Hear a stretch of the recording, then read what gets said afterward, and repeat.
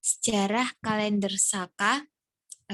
Kalender Saka berawal pada tahun 78 Masehi dan juga disebut sebagai penanggalan Saliwahana atau Salivahana. Kala itu, Saliwahana adalah seorang raja ternama dari India bagian selatan mengalahkan kaum Saka. Tetapi sumber lain menyebutkan bahwa mereka dikalahkan oleh Wikramaditya.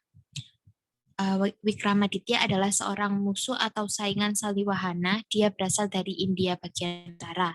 Mengenai kaum Saka, ada yang menyebut bahwa mereka termasuk suku bangsa Turuki atau Tatar. Namun ada pula yang menyebut bahwa mereka termasuk kaum Arya dari suku Scythia. Sumber lain lagi menyebut bahwa mereka sebenarnya orang Yunani. Dalam bahasa Sanskerta disebut Yavana yang berkuasa di Bactria atau sekarang Afghanistan.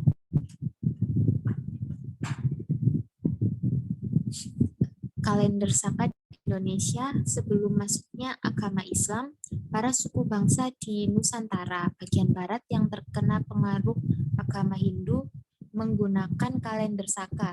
Namun kalender Saka yang dipergunakan dimodifikasi oleh beberapa suku bangsa, terutama suku Jawa dan Bali. Di Jawa dan Bali, kalender Saka ditambahi dengan cara penanggalan lokal. Setelah agama Islam masuk di Mataram, oleh Sultan Agung diperkenankan kalender Jawa Islam yang merupakan perpaduan antara kalender Islam dan kalender Saka. Ini nama bulan kalender Saka ada 12 yaitu Cetra Masa dengan awalnya 22 atau 21 Maret, akhirnya 20 April, lama harinya 30 atau 31 hari dengan zodiaknya Aries atau Mesa. Kemudian ada Wesaka sama awal akhirnya 21 April dan 21 Mei, jumlah harinya 31 hari, zodiaknya Gemini, ada Jesta Masa, kemudian ada Asada Masa, ada Srawana Masa, ada Badawa Masa, Asuci Masa, Kartika Masa, Margasira Masa, Posya Masa, Magha Masa, dan Palguna Masa. Kemudian ada nama musim di India, 1 tahun dibagi menjadi 6 musim, atau dengan kata lain setiap musim berlangsung 2 bulan. Berikut nama musimnya, ada Warsa, musim hujan bertepatan dengan Srawana dan Bhadrawada, ada Sarat atau musim rontok, kemudian ada Hemanta musim dingin, Sisira musim sejuk kabut, Basanta musim semi, dan Grisma musim panas.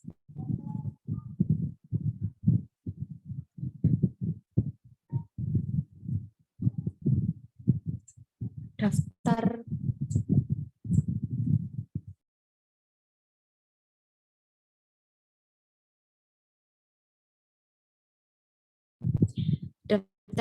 bulan Jawa Islam di bawah ini disajikan nama-nama bulan Jawa Islam sebagai nama diambil kalender Hijriah. Ini seharusnya ada di bagian penanggalan Jawa. Saya jelaskan saja dari kalender Hijriah dengan nama Arab, tetapi beberapa di antaranya menggunakan nama dalam bahasa Sanskerta seperti Poso, Selo, dan kemungkinan juga Suro. Sedangkan nama Apit dan Besar berasal dari bahasa Jawa dan Melayu. Nama-nama ini adalah nama bulan Komariah atau Chandra. Penamaan bulan sebagian berkaitan dengan hari-hari besar yang ada di dalam bulan Hijriah, seperti Poso yang berkaitan dengan puasa Ramadan, Mulut yang berkaitan dengan Maulid Nabi, dan bulan Rabiul Awal dan ruah yang berkaitan dengan nifsu Sya'ban saat amalan dari ruh selama setahun dianggap dicatat.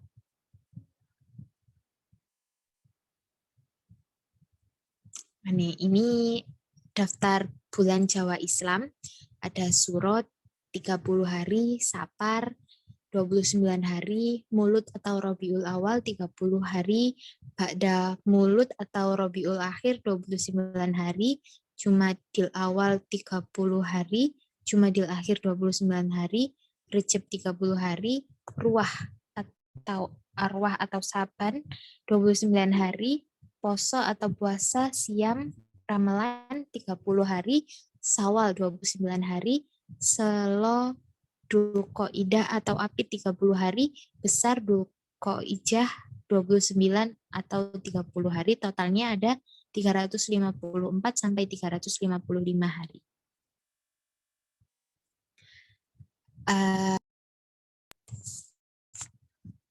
Sebelum kami mengakhiri presentasi kami, ini seharusnya videonya ditayangkan di awal presentasi, namun karena lupa jadi ditayangkan sekarang. Videonya mengenai sejarah penanggalan.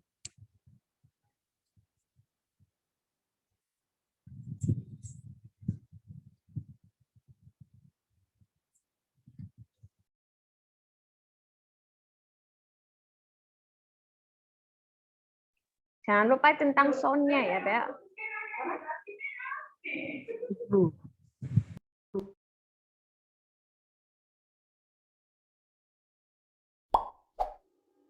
Waktu terus berputar dan berulang.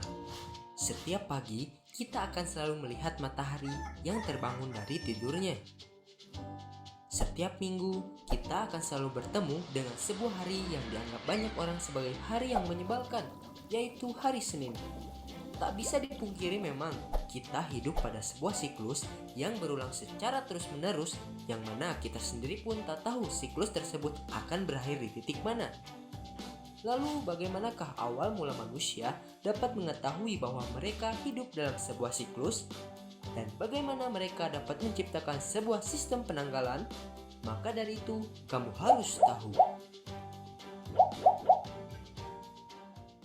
Puluhan ribu tahun yang lalu, tidak ada orang yang tahu bahwa hari ini adalah hari apa, bulan apa, dan tahun berapa. Setiap hari, manusia melakukan kegiatan yang sama seperti berburu dan mencari sesuatu untuk dimakan. Namun, ketika hewan buruan bermigrasi, tanaman tidak tumbuh, cuaca berganti, dan perubahan alam lainnya menyebabkan manusia tidak bisa memenuhi kebutuhan makanan mereka, barulah manusia sadar bahwa terdapat suatu siklus yang berulang. Mereka mulai berpikir bahwa alam selalu berubah dan kembali pada pola yang sama. Pada saat itu, barulah konsep tahun mulai muncul di kepala mereka. Ketika peradaban mulai mengenal pertanian, mereka mulai sadar bahwa dalam satu tahun ada waktu tertentu yang lebih baik untuk menanam dibanding waktu yang lainnya. Mulailah mereka membagi waktu tahunan menjadi musim dan bulan. Hal itu membuat orang-orang perlu membaca pergerakan benda di langit dan menentukan kapan harus menanam, memanen, memancing, dan berburu. Pada titik ini, setiap peradaban di seluruh dunia, dari mulai Mesopotamia, Arab, Maya, hingga daratan Tiongkok, mengembangkan sistem penanggalannya masing-masing. Pada umumnya, terdapat 3 sistem penanggalan, yaitu solar, lunar, dan lunisolar. Yuk kita bahas satu persatu ketiga sistem penanggalan ini. Sistem solar atau matahari adalah sistem penanggalan yang berdasarkan pada siklus bumi mengitari matahari. Awalnya, sistem matahari dipakai hanya untuk siklus jangka pendek, yaitu siklus harian. Ketika matahari terbit dan tenggelam disebut sebagai siang, sedangkan waktu ketiadaan matahari disebut malam. Lalu gabungan keduanya disebut dengan satu hari. Namun, ketika fenomena terbit dan tenggelamnya matahari ini digunakan untuk melakukan perhitungan siklus jangka panjang, ternyata tidaklah akurat. Jadinya, sistem solar ini lama tidak disadari oleh manusia karena pola pergerakannya tidak mudah terlihat. Sampai pada suatu ketika, manusia sadar bahwa pergerakan terbit dan tenggelamnya matahari tidak berulang pada orbit yang sama. Sistem solar membagi satu tahun langsung dengan 365 posisi matahari di langit. Kenapa 365 hari? Karena setelah angka tersebut, matahari kembali ke posisi awalnya. Sistem penanggalan yang kita gunakan setiap hari yaitu kalender Masehi menerapkan sistem solar atau matahari ini untuk perhitungannya. Sistem lunar atau bulan adalah sistem penanggalan yang berbasis pada revolusi bulan mengelilingi bumi. Satu siklus bulan mengelilingi bumi dihitung sebagai satu bulan. Awal siklus ditandai dengan penampakan hilal, yaitu bulan sabit terkecil yang dapat dilihat secara visual. Kalender Hijriah memakai sistem lunar ini untuk basis perhitungannya. Apabila diperhatikan, ada saatnya bentuk bulan berbentuk bulan sempurna atau purnama. Ada saatnya bulan separuh atau bulan sabit, dan juga ada saatnya bulan tak nampak sama sekali atau bulan mati. Jadi, mulai dari fenomena penampakan bulan mati, bulan sabit, bulan purnama, hingga kembali ke bulan mati lagi dihitung sebagai satu bulan. Perubahan penampakan dari bulan ini adalah fenomena yang paling mudah terlihat dan konsepnya cukup sederhana. Sehingga sistem ini diduga dipakai pertama kali. Total hari pada kalender Hijriah hanya 354 hari. Berbeda dengan kalender Masehi yang berbasis matahari yaitu 365 hari. Oleh karena itu, hari raya Lebaran selalu maju 11 hari pada kalender Masehi setiap tahunnya. Berbeda dengan kalender matahari yang memulai hari dari jam 00, kalender bulan memulai hari ketika matahari terbenam. Sedangkan sistem lunisolar merupakan gabungan antara sistem solar dan siklus lunar. Konsepnya adalah dengan melihat tanggal berdasarkan perubahan penampakan bulan, sekaligus dikalibrasi atau disesuaikan dengan perubahan posisi matahari untuk melihat perubahan musim. Sistem ini dipakai kalender Tiongkok dan Saka sebagai basis perhitungannya. Lalu, mengapa mayoritas negara di dunia, termasuk Indonesia, lebih memilih untuk menerapkan kalender Masehi yang berbasis pada siklus matahari daripada sistem penanggalan lainnya? Tunggu jawabannya di video selanjutnya. Semoga video ini bermanfaat. Cukup sekian dan sampai jumpa. Oke, lanjut Bel, videonya ada? Nggak ada, Bu. Saya cari di itunya, Bu. Di anu. Iya, di Ya, akun lanjut enak. sudah ada. Sudah presentasinya, Bu. Oke, baik. Terima kasih Mbak Bella. Kelompok 9, Mbak Bella, Mbak Zulfa, sama Mbak Nia. Oke, teman-teman, itu tadi yang sudah disampaikan oleh kelompok 9 tentang penanggalan. Jadi ada sistem kalender Masehi, Hijriah, Jawa, kemudian kalau Tiongkok itu pakai apa tadi dulu? Pakai apa tadi, Bel? Imlek. Imlek tadi ya. Iya, Imlek itu kan hari rayanya. Kalendernya juga kalender Cina gitu ya? Iya. Iya, kalender Imlek. Oh, namanya kalender Imlek. Oh ya, saya tahun baru Imlek. Kalau Hijriah itu kan 1 Muharram. Kalau Masehi 1 Januari. Nah, mungkin masih banyak kalender-kalender yang lain yang apa ya, yang belum terkenal, tapi sebenarnya memang kalau belum biar tetap kalau ditetapkan itu kan berarti biar sama seluruh dunia. Nah, mungkin dulu-dulu belum ada sistem yang bagus sehingga setiap kelompok atau setiap negara, setiap peradaban itu punya sistem penanggalan masing-masing. Sehingga kenapa kok berbeda-beda tadi. Nah, sebenarnya saya pengen tahu terusannya tadi, kenapa kok pada akhirnya kalender Masehi itu yang digunakan untuk secara global, gitu ya. Kenapa bukan tanggal-tanggal yang lainnya? Kita sebagai orang Islam juga harus mempercayai yang kalender Hijriah kan gitu ya. Malah untuk beberapa yang kita sendiri di Muhammadiyah ini itu ketika ada berpendapat itu bahwa tahun baru Masehi nanti 1 Januari nanti itu ya harusnya tidak dirayakan, malah kita seharusnya itu merayakannya adalah kalender atau tahun baru Hijriah, tahun baru Islam, yaitu 1 Muharram gitu ya biasanya. Gitu. Nah, itu tadi sebenarnya kalau ada lanjutan videonya enak, apa namanya, Bella, Zulfa, sama Mbak Nia, sehingga kita bisa tahu semua sejarahnya atau latar belakangnya, kenapa sih kalau kalender Masehi yang akhirnya dipilih sebagai kalender secara umum atau global. Atau mungkin ada yang tahu, ya, mungkin ada yang tahu teman-teman sejarahnya dari kelompoknya, kelompok 9, mungkin tidak dari video itu, tapi sudah membaca dari artikel atau sumber sekunder lainnya yang menjelaskan kenapa pada akhirnya kalender Masehi itu dipilih. Silakan.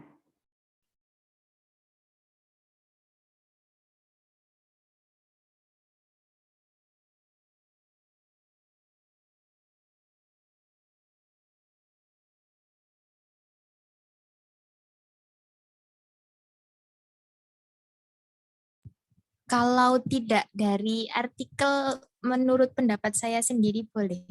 Boleh.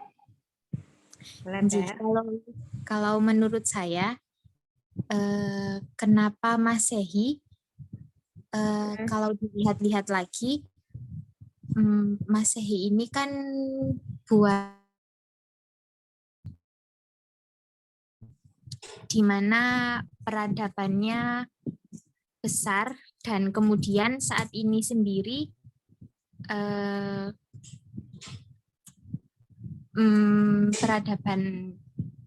peradabannya itu kayaknya lagi dikuasai sama Amerika dan Eropa, sehingga karena mereka menganut Masehi, kebanyakan juga menganut Masehi, Bu, karena Amerika dan Eropa mungkin juga punya negara jajahan-jajahan yang banyak, jadi mengikut sama mereka juga.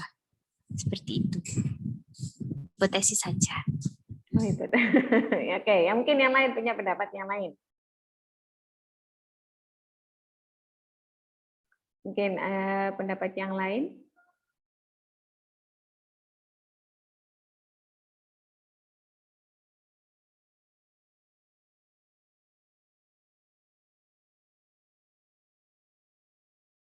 Ayo.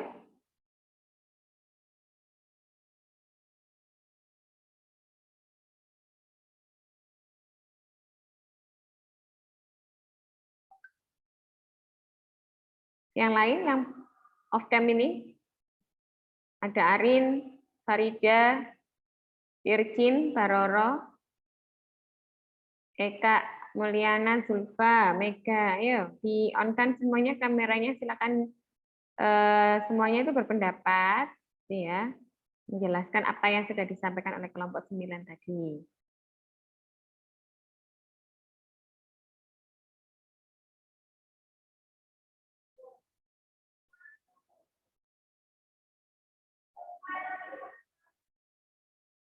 Yo.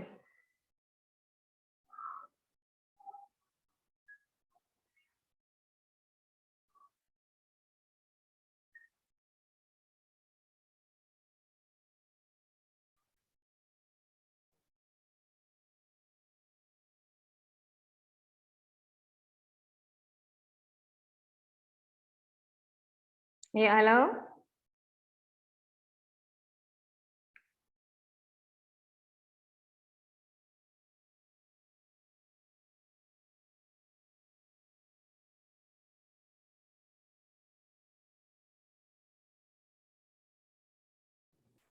Mau menambahkan gejala, Bu.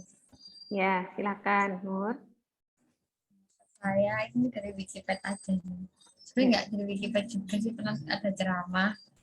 Itu 1 Masehi itu dimulai sejak kelahiran Nabi Isa.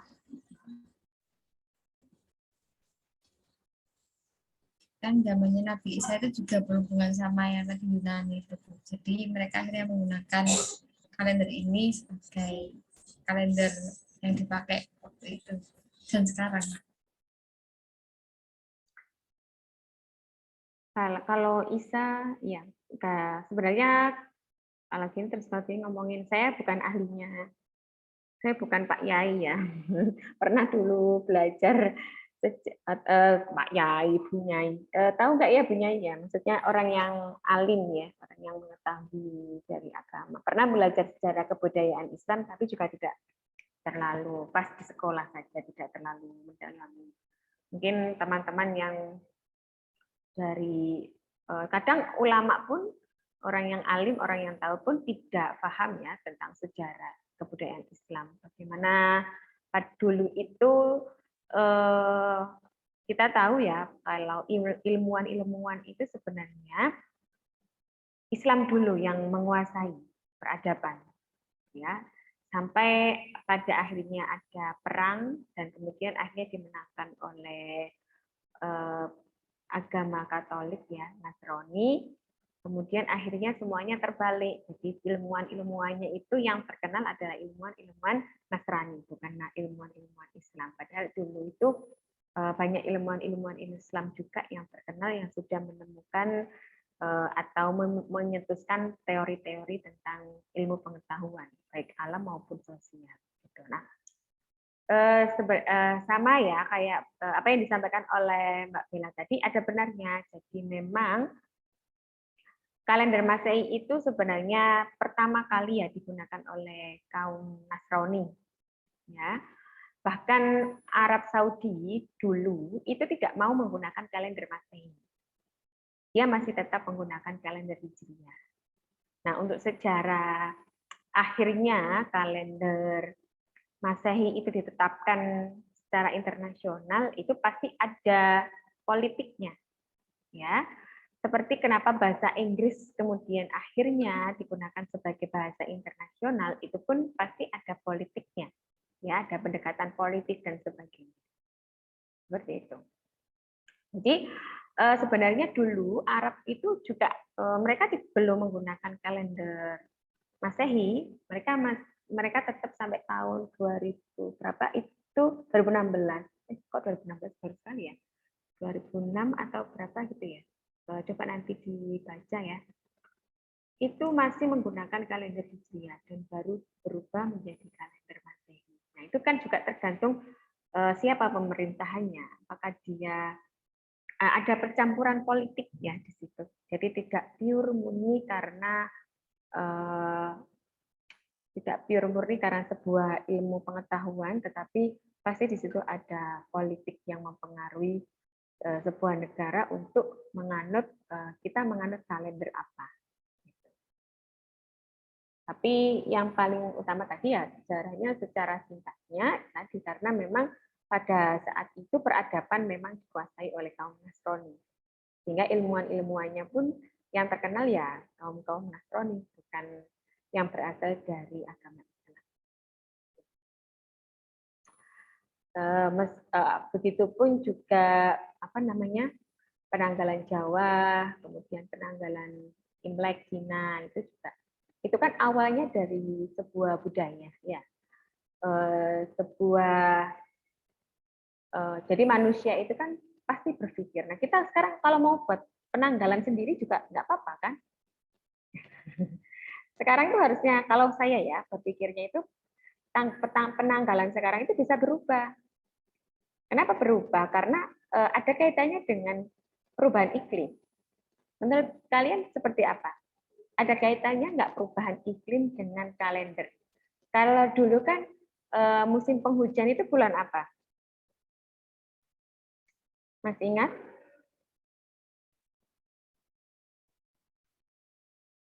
Kan ada perubahan iklim ya. Itu kan mempengaruhi bagaimana. Jadi tadi kan sudah dijelaskan bahwa penentuan kalender itu adalah karena memang dia melihat kebiasaan dari hewan, kebiasaan dari tumbuhan yang dimana dia ada siklus, ada perubahan siklus di situ. Jadi dititeni itu apa ya? Ditandai ya, ditandai. Jadi bulan bagaimana misalkan ternyata setiap berapa puluh hari nanti musimnya berubah jadi ini. Setiap berapa bulan musimnya jadi berubah ini. Itu kan jadi penentuan musim dulu pada bulan ini, bulan itu kan ya karena adanya sebuah penelitian yang berulang, yang siklus sehingga bisa ditentukan. Akhirnya dibuat sebuah teori, dibuat sebuah kalender. Jadi kalau musim penghujan itu tanggal sekian sampai tanggal sekian. Kalau musim panas itu dari bulan sekian sampai bulan sekian. Nah sekarang kan berubah. Tapi berubahnya juga karena banyak faktor ya. Biasanya adalah pemanasan global.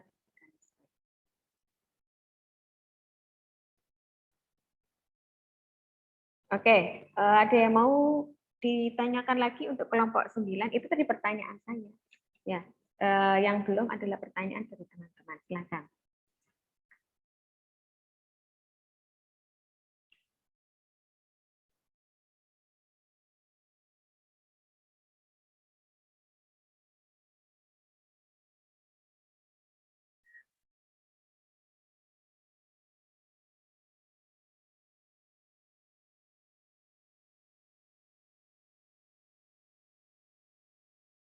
Ya, silakan ada yang mau ditanyakan?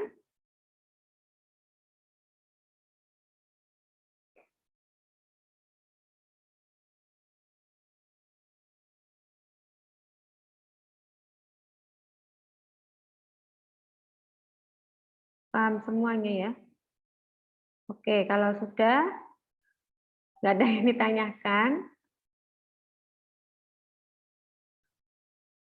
saya akan membahas untuk yang artikelnya. Kemarin apa sudah dibuat, Nuri? Apa? Kelompoknya. Oh, Kelompoknya. kelompoknya Pembagian sudah. kelompok, kemudian topiknya apa sudah ditentukan? Belum, pembagian kelompoknya sudah, Oh, pembagian kelompoknya sudah, tapi topiknya yang belum. topiknya yang kemarin, tinggal pemilihannya itu yang belum. Ya, pemilihannya yang belum. Belum dilakukan pemilihannya, saya kira sudah. Nah, oke, kalau begitu silakan mulai minggu ini ya, teman-teman semuanya, untuk menyusun artikelnya. Untuk template-nya, memang baru saya share hari ini, yang coba teman-teman lihat nanti di e-learning ya. Atau saya share e-learning-nya. Mana tadi e-learning saya?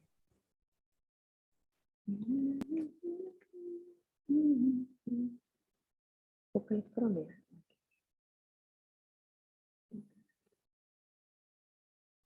Untuk e-learning saya.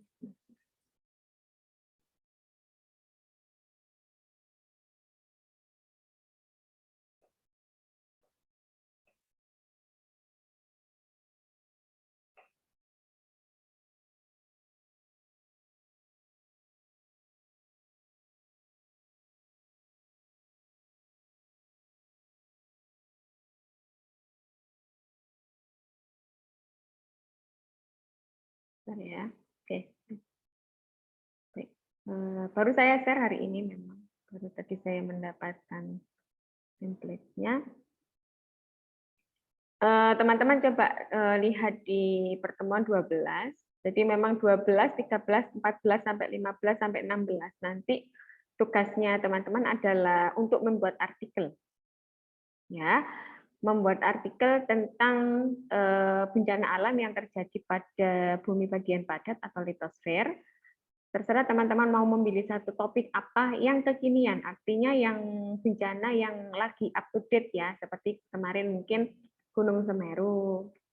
Terus yang di Sidoarjo bolehlah membahas Lapindo ya, karena berbasis kearifan lokal. Jadi teman-teman sendiri harus tahu meskipun itu kejadiannya sudah lama sekali, yang penyebabnya dan sebagainya. Nah, itu bisa ditambahkan dampak terbarunya sekarang itu seperti apa, updatean berita terbarunya itu seperti apa. Itu bisa ditambahkan. Jadi mungkin sudah banyak artikel-artikel yang membahas itu, tapi paling tidak misalkan yang Lapindo itu membahas yang belum ada, yang belum dibahas di artikel itu apa, gitu ya. Jadi caranya membuat artikel itu adalah yang pertama teman-teman tuh harus mencari dulu, ya. Yang untuk yang teman-teman dari UPS juga sudah pernah mencari artikel atau belum, Mbak Nia? Oke, sudah ya. Nah, teman-teman bisa misalkan mencari di Google Scholar ya, Google Cendekia. Kemudian diketikkan apa namanya bencana Lapindo misalkan. Kemudian nanti akan muncul beberapa bencana lumpur lapindo, analisis wacana kritis Norman Fasina. Terserah nanti topiknya mau seperti apa.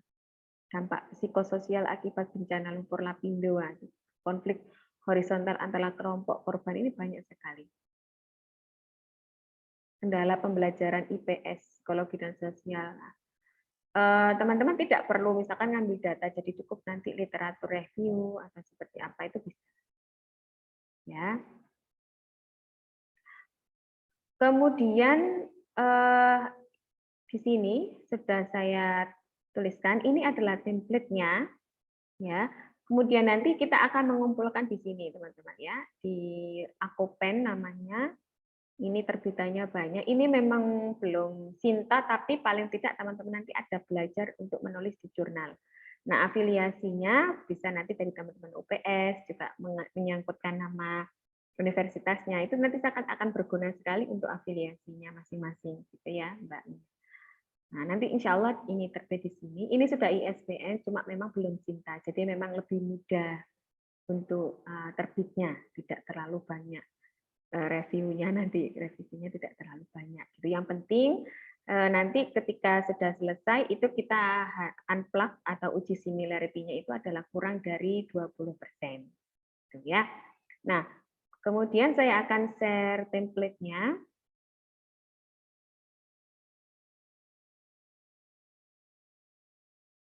Karena memang ini teman-teman UPS atau Gorontalo ini kan Mbak sudah semester 7, jadi memang sengaja tugasnya dibuat seperti ini itu supaya belajar juga nanti harus bisa membuat artikel untuk skripsinya.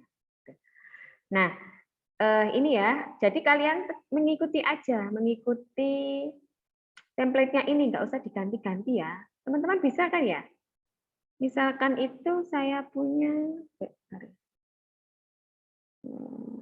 itu punya file apa ya seperti itu. Dokumen bersama juga. Tapi ini saya pakai sih.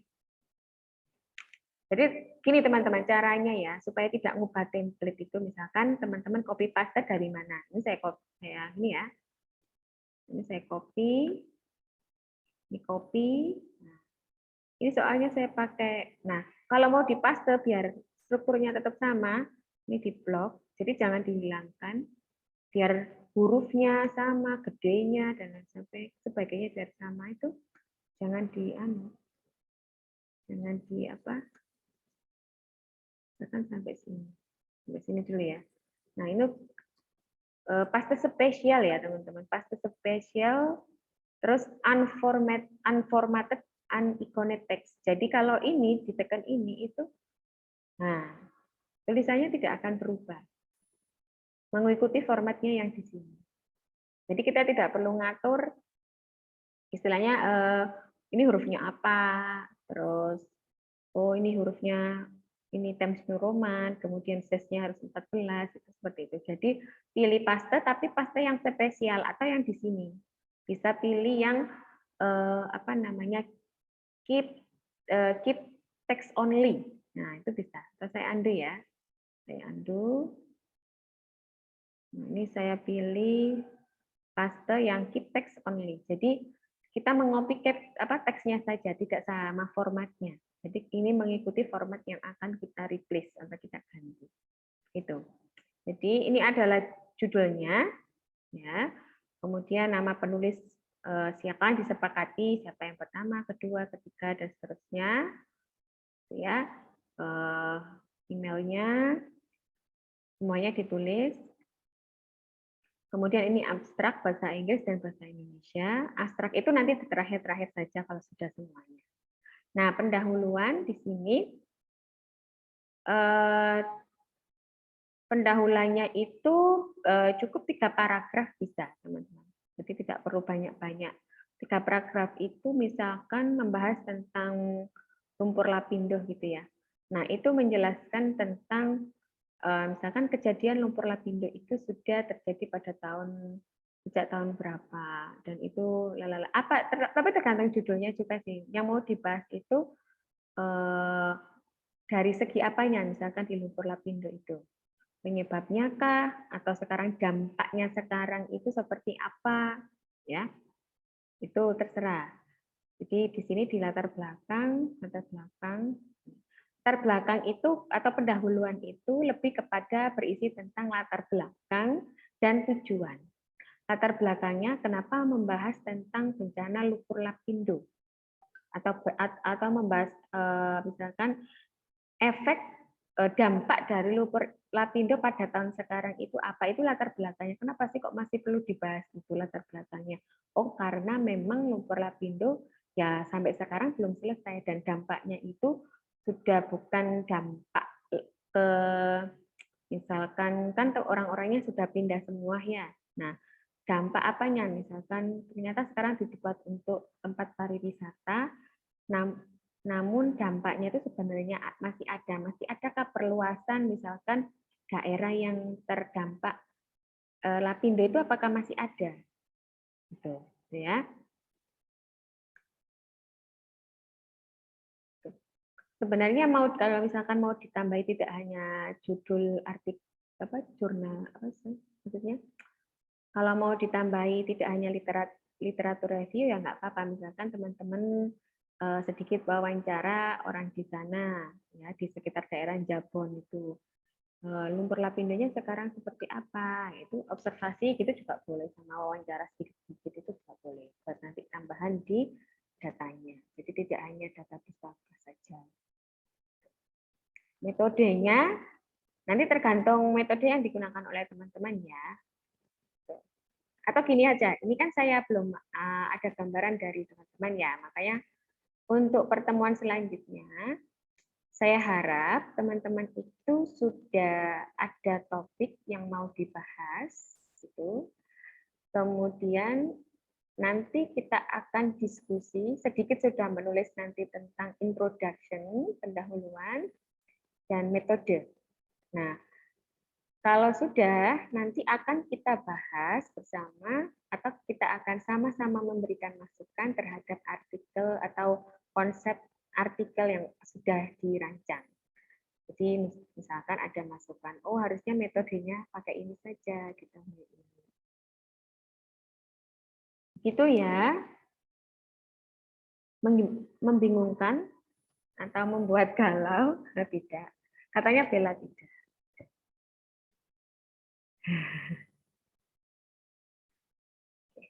Ada yang mau ditanyakan terkait dengan tugasnya?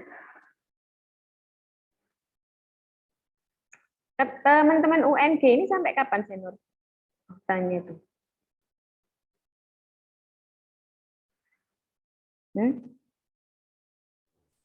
Bilangnya tuh sampai hari Rabu Bu ya. Terus tadi balasnya tuh sampai besok.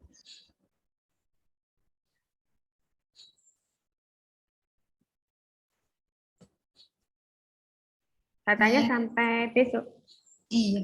Oke. Berarti kita kuliah lagi minggu apa, Nur, untuk membahas teman-teman semuanya ya, nggak Nuri, untuk membahas tentang artikelnya. Besok lagi. Jumat jangan, Jumat itu belum selesai saya yakin. Daripada kita nge-zoom dengan pikiran yang kosong, tidak ada bahan yang mau didiskusikan, mending tidak. Oh, maksudnya kalau udah ada apa? Jadi, atau misalkan Rabu depan di jam yang sama, jam 1 misalkan ya. Ya berarti minggu depan itu setiap kelompok, 4 kelompok toh? Ya. 4 kelompok itu sudah ada bahan yang mau kita diskusikan. Jadi tadi saya harap judul paling tidak, misalkan judul itu sebenarnya belakangan bisa, tapi kalau misalkan mau dikonsep dulu ya nggak apa-apa. Dari judul itu kan kita tahu, oh mau bahasnya adalah tentang ini, misalkan. Mau membahas tentang dampaknya Gunung Semeru, dampak Gunung Semeru terhadap kehidupan sosialnya. Itu kan berarti kita sudah punya arah. Oh, yang harus dicari nanti datanya seperti ini atau artikel seperti ini.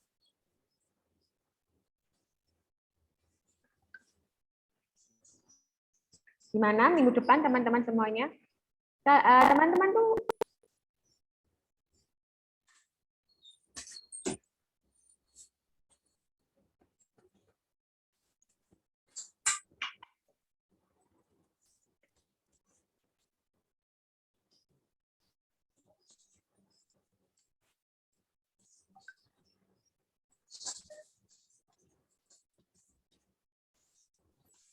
Antara Rabu sama Jumat itu antara Rabu atau Jumat depan. ya. Oke, ya. Boleh ya, teman-teman. Gimana yang lainnya? Saya tidak mau yang satu ngomong kok terus liane ngikut nanti menyalahkan Nuri. Gimana Mbak Atika? Insya Allah bisa. Oke, sip. Senang saya. Meka? Mek? Meka Rasida. Mbak Nia? Gimana Mbak Nia? Iya bisa, Bu. Oke, baik. Ya, jadi semuanya template-nya sudah saya taruh di e-learning. Silakan nanti dipelajari. Caranya tuh mencari di Google Scholar, ya. Kemudian dipelajari. Oh, saya tertarik dengan ini, ya. Kemudian ditiru. Boleh meniru tuh boleh, siapa yang nggak boleh? Meniru tuh boleh, tapi dimodifikasi. Meniru, dimodifikasi, ya.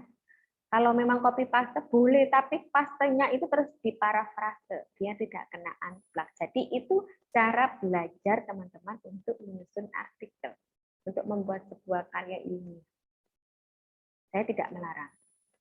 Ya, sama kita saja yang dosen pun kalau menulis awal ya belajarnya seperti itu. Ya, jadi membaca. Tapi yang pertama yang memang awal-awal yang harus dilakukan sulit itu ya belajar, membaca dulu, mencari bahannya. Oh, topik ini yang itu dari membaca dulu, banyak membaca. Cari di Google Scholar itu tadi topiknya ini. Atau kalau mau gampangannya, misalkan teman-teman carinya di bahasa Inggris di jurnal-jurnal internasional, jadi pakai Lapindo Disaster. Nah, itu kan topiknya nanti akan berbeda dengan bahasa Indonesia ya. Nah, itu bisa ditiru. Ditiru, dimodifikasi sedikit, nah itu kan nggak kena unplug. Itu bisa. Ya. Ada yang mau ditanyakan lagi terkait tugasnya? Jadi Rabu depan atau Jumat depan ya kita bertemu untuk mendiskusikan tentang bahan-bahan tentang artikel yang sudah disusun.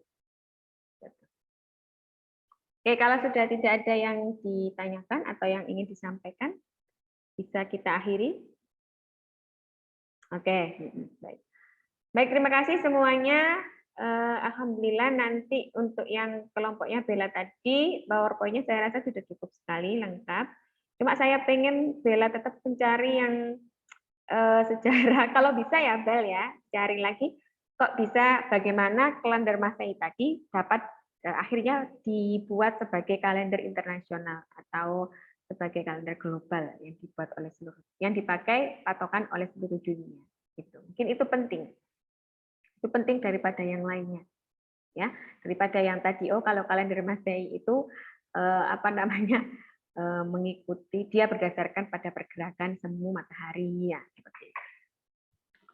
Oke, baik terima kasih semuanya. Kita akhiri. Assalamualaikum warahmatullahi wabarakatuh. Waalaikumsalam warahmatullahi wabarakatuh.